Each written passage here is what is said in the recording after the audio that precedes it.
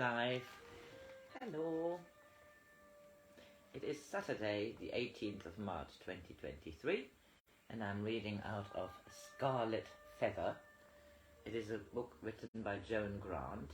She lived 1907 till 1989, and she was a seer. She wrote books of her far memory. This is a life she lived as Piyanah.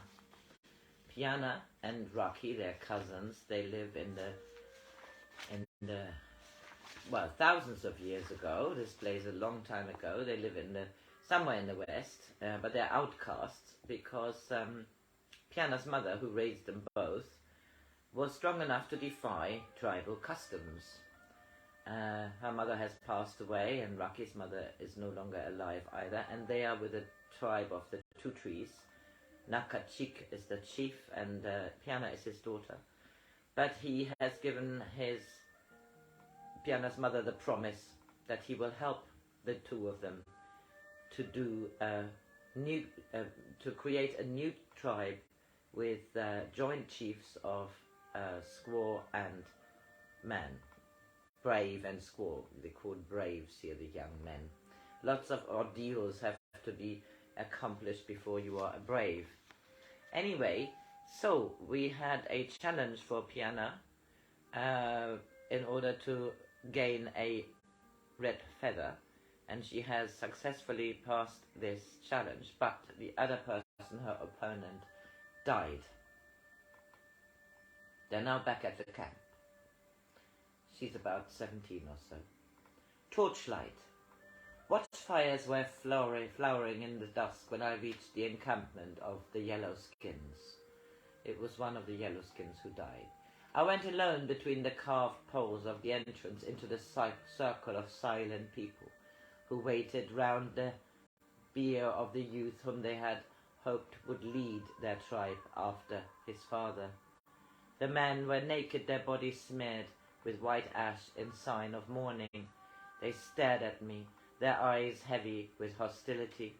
They had known I was coming, for it is the custom for the victor of a challenge to say farewell to the vanquished. They hated me because I proved that the caverns were not an impossible ordeal. They hated me because they thought I had brought Char's body home to them only as a further humiliation. They hated me because they were no longer confident that it was safe to despise their squaws.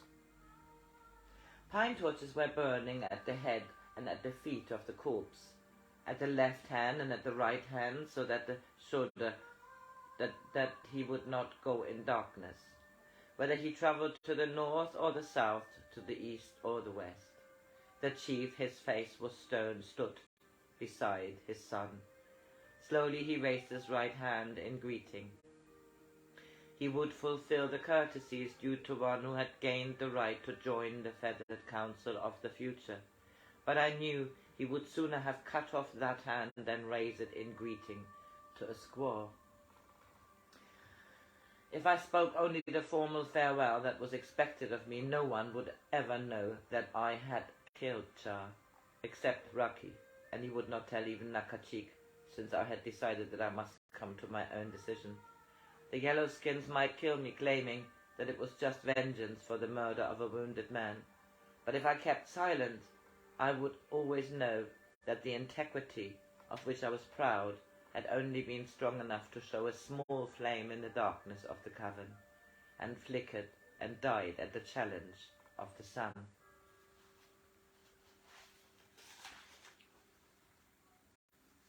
I could hear my voice, but it sounded as though someone else was speaking, someone who stood close to me, but was yet separate from Piyanah. Chief of the Yellowskins, father of Char, I speak to you in the equality of the children of the great hunters. Each tribe is protected by a different totem, yet all totem poles are but an echo of the trees which grow in the land beyond the sunset, and the spirit of all totem is an echo of the voice of the lords of the morning.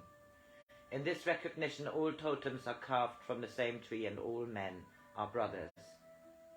Because Cha and I are brothers, I gave to him that clemency which would not have denied to me. He had called on me for succor, and I had given him freedom. If I had kept him shackled to his body, he would have known agony beyond the fortitude of warriors.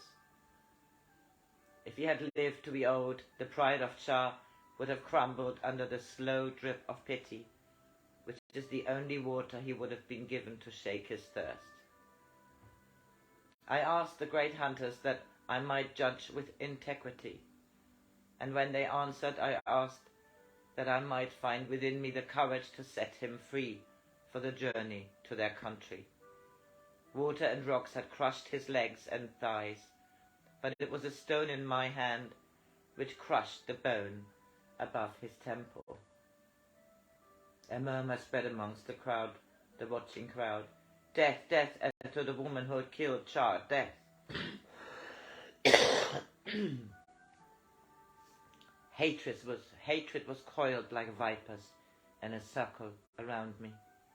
If Cha could speak to you, he would acknowledge my friendship. Death, death for the squaw who had killed Cha. Their hatred was a dark flood, lapping closer and closer towards me. I seized one of the funeral torches and held it high above my head. By this light in my hand, I pledge my body and my spirit that I am not the enemy of Cha, and that my people on the other side of the water have heard my voice calling to them to welcome him in friendship. She has killed Cha, vengeance, kill her, kill her. Hatred was dark as wolves approaching a kill. The chief leaned over the body of his son. Speak, Cha. Does she speak in truth, or do you cry to us for vengeance? The sudden silence was sharp as ice. The chief was staring down at the face of the dead boy. Did he expect the mouth to open and words to come forth that would bring me freedom or condemnation? Slowly the chief raised his head, but he was not looking at me nor at his tribe. It was as though he looked with slowly increasing recognition into the eyes of someone who stood beside me. He held out his hands to set them on the shoulders of his son, who to the rest of us remained invisible. Then his hands fell to his sides. He lifted his head to watch Cha go away from him between the mourners, between the carved posts which marked their boundary, towards the river. Very gently he took the torch from my hand and held it above his head, as I had done. By this torch I pledge my word and the word of my people, that on this side of the water and beyond the water also, the blood of Cha is the blood of brotherhood between the yellow skins and the two trees. For my son, who was dead, has come home to me, brought home as was his body by the courage of the Scarlet. Then he took his great headdress, a scarlet feather, and put it in my forehead thong. And I went the way Cha had gone, and in silence the people watched me go. But Raki waited for me on this side of the river. I had said we must go to tell Nakachik that there is peace between us and the Yellowskins. But when we reached his great teepee, it was empty. Then I realized that the circle of the council was curiously quiet, and a solitary elder sat smoking by the watchfire. He looked up as we passed and said, "A scarlet feather should be as proud of his courtesy as of his courage." Then, as we did not answer, he added, "The chief of the two trees gives a great feast in the place of his tribe. The feathered council wait to join with Makachik in honor of his daughter. The clothes you should both wear have been put ready in this teepee." "I told Dorok to prepare a feast," I said slowly, "but it was only to try to make him believe I was going to come back." "The chief can command his tribe without asking permission of his daughter." The words were cold, but the old man was smiling. But I must not delay you with conversation. Of those who wait for you will grow impatient. I must have been seen leaving the great teepee and some prearranged signal given, for as I turned towards our encampment, the scattered torchlight began to flow into two streams, an avenue of fire to lead me home. From every tribe they had come to roar against the night of the chants that welcome a warrior in victory. Now I knew why Raki had said he would run ahead to tell Nakachik why I had kept him waiting. He would not share his triumph with me because the scarlet feather divided us. I wanted to tear it from my forehead song and break it in pieces, to show them that a squaw valued her love more than their insignia. The sparks from the torches flared into the air like burning rain returning to the sky. Slowly I walked on, my right hand raised in greeting. The chants were like a strong wind driving me before it. Piyanah, the warrior, is triumphant. The bison call her brother. The chant of the leaping waters. Piyanah is the brother of the strong river, and the rapids are proud to give her challenge. The sun of her heart shall be warm even in winter, and the trees of her years heavy with fruit, sang the smiling valley. Then ahead of me I heard the song of my own people. My heart felt as though it would break out of the stockade of my ribs. Piyanah has come to us, Piyanah, to whom the white birches are calling. Little sister, take us for your canoe. Piyanah, to whom the arrows are calling. Let dreams of victory in your quiver. Let us dream of victory in your quiver until we may leap from your bowstring. This was much more than a surge of sound on which I was swept along like a twig in a swift current. It was the voices of people I knew and loved. Dorok, who had led me in search of courage. Tikini, whose laughter had taken me out of despair. Gorky, who had shared with me his pride and kindliness. Narok, who had let me see his far horizon and taught me to honor the vision of my own eyes. It was at their torches I had kindled my own, their light, which I had carried with me through the caverns. I had been unarmed, and they had given me the weapons that they now proclaimed as mine, the arrows of will, the bow of integrity, the moccasins of questioning and ambition, the forehead thong of understanding, the shield of impassivity and hard endurance. They had shared with me their hearts, by which at last I could uphold a torch in shining company with them. I had thought that Raki and I were alone together, following the light of our single star. Now I knew that all stars are sparks from the torch of the Lord of the morning. I knew that people do not belong to any tribe only because they need the protection of each other against famine and cold and enemies. They can give nothing until they have heard the singing. Neither have they courage, nor endurance, nor wisdom, nor the skill of a craft until it has been shared with them. Each torch must be kindled from a living brand, and unless that torch seeks other brands to kindle, soon does it gutter and grow old.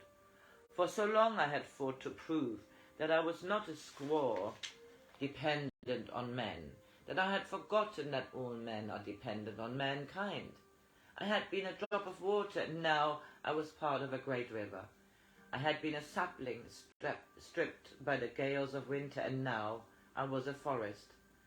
I had been a grain of corn along in the grinding bowl, and now I belonged to the rhythm of the growing field.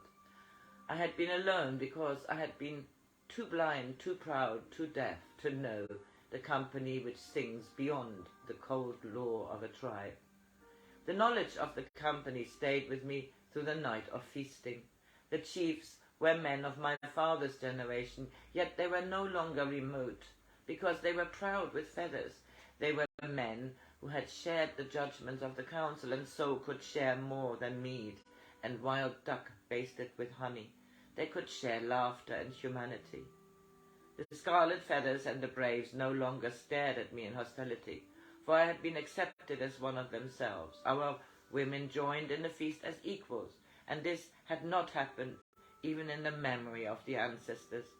Raki nodded towards one of the leaping waters, who was sharing a cup of mead with Rokina, and whispered to me, "If the stars see this, they will think that the time of the before people is returned.